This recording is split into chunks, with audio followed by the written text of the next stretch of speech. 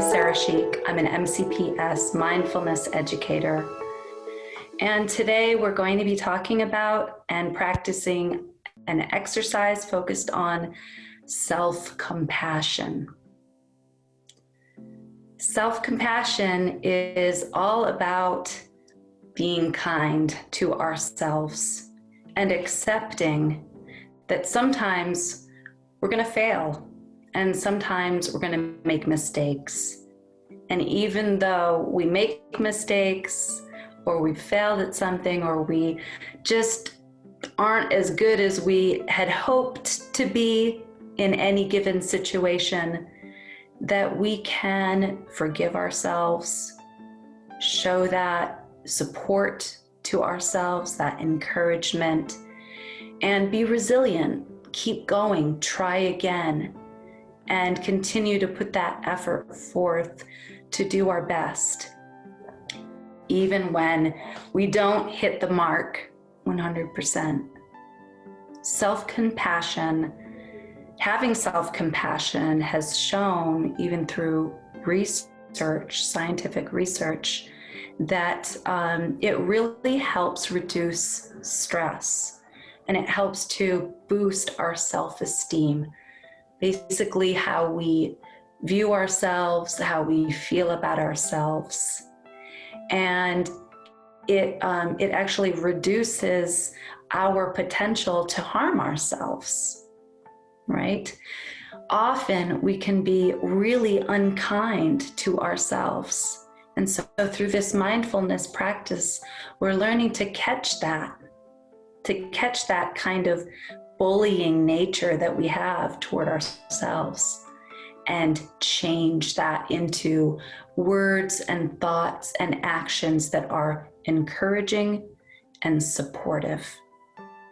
So let's explore this topic together.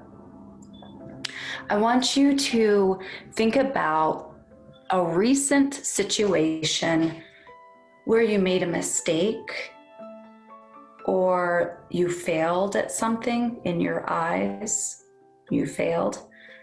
Think about that recent situation where you made a mistake, you failed. Things didn't quite work out the way you had hoped. Or maybe you're trying to break a bad habit, but it's really hard to break that bad habit, so you kind of slipped. So have that in your mind. How did you feel about yourself after you made that bloop, that mistake? Just kind of try to remember what that experience was like. You can always pause the video if you want to jot down some notes. Take your time with each question, each prompt. So another question I have for you is, have you ever noticed that when a friend, someone you really care about, makes a mistake, messes up, does something that might be a bit embarrassing, or they failed at something, that you can be really supportive to a friend? You can say, hey, it's okay, you did your best. Gosh, there were things that you just couldn't control in that situation. Have you ever noticed in yourself that you tend to be a better coach to a friend who's going through a difficulty than you are to yourself? It's kind of interesting to notice that, but it is generally a lot harder. We're a lot harder, rather, on ourselves than we are on others. We have a lot more self-criticism and kind of intolerance towards ourselves.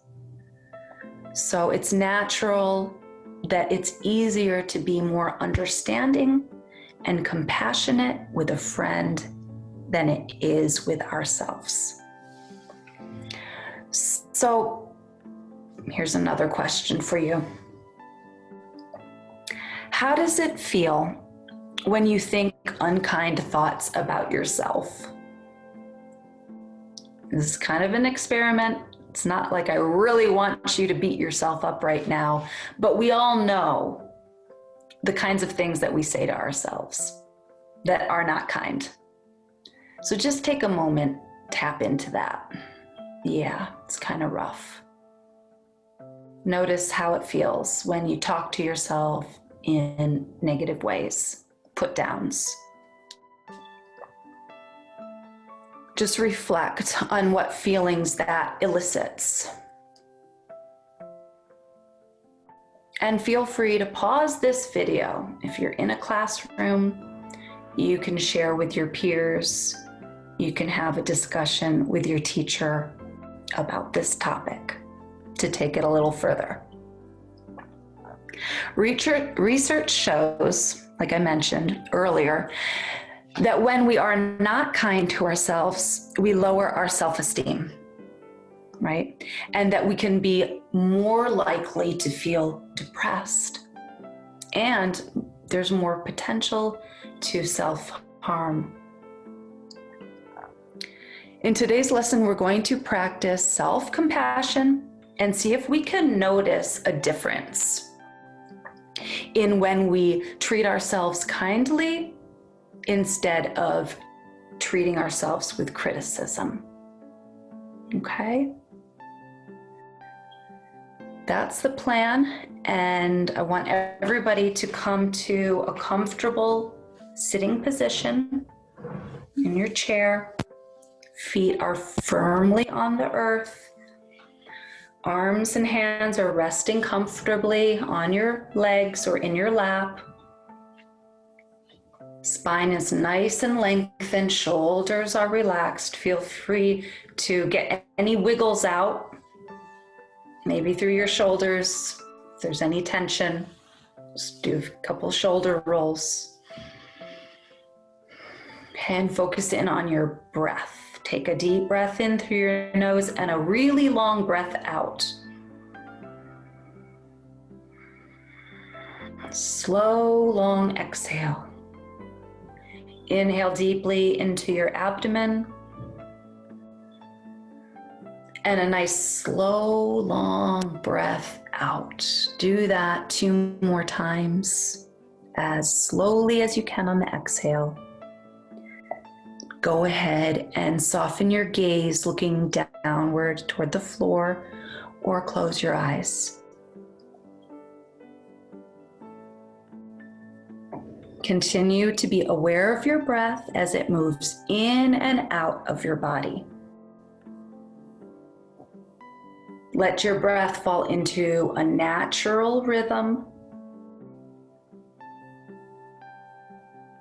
No need to control your breath at this point. Just let your breath flow naturally.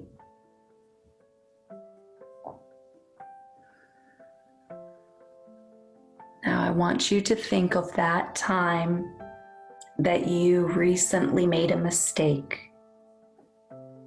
or you perceived yourself as failing at something,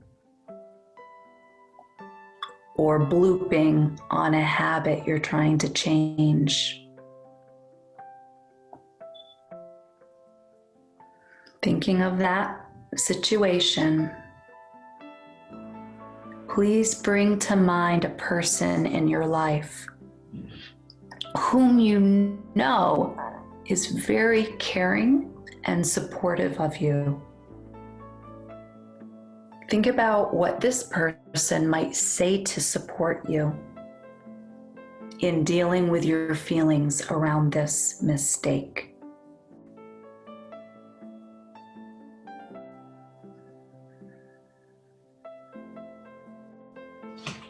Bring your attention back to your breath. Feel the breath at the tip of your nose, inhaling deeply, exhaling deeply. Wiggle your toes and lift your gaze. And I would like you to spend some time now writing down at least 3 statements that this very supportive, caring person in your life, the things that they would say to you to help you deal with the feelings that you're having around this mistake. I want you to write those statements down. But as you write the statements down, I want you to imagine that this time you are the one saying these statements to yourself.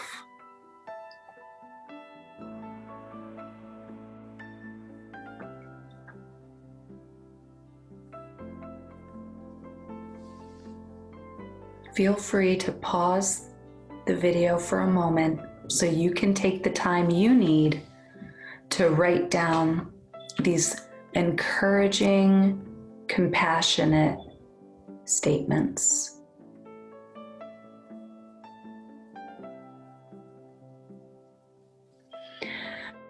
I'd like you to take a moment to reflect how this exercise made you feel.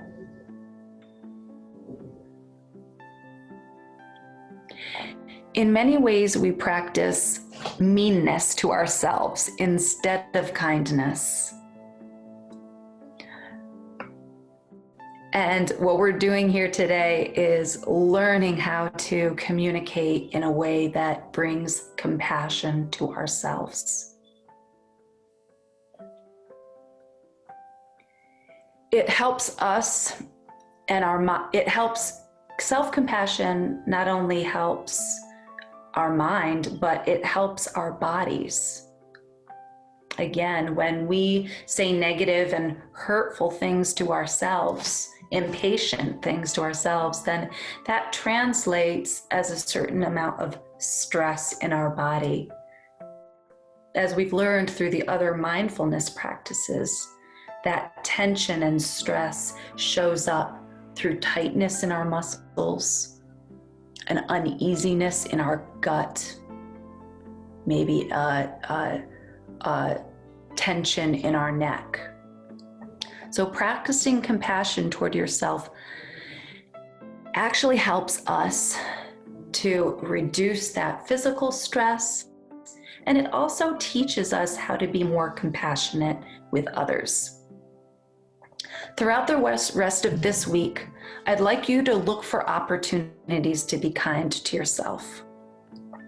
Encourage yourself. Think of positive things about yourself. Accept that you will make mistakes. You will fail at times. And that's part of growth and learning. See how this repeated practice in your life makes you feel throughout the week. Feel free to use a journal to write down some notes, what you're observing, when you're most critical of yourself, and how you transformed that criticism into self-compassion. Thanks so much for practicing today, and I look forward to seeing you next time and hearing about your self-compassion reflections.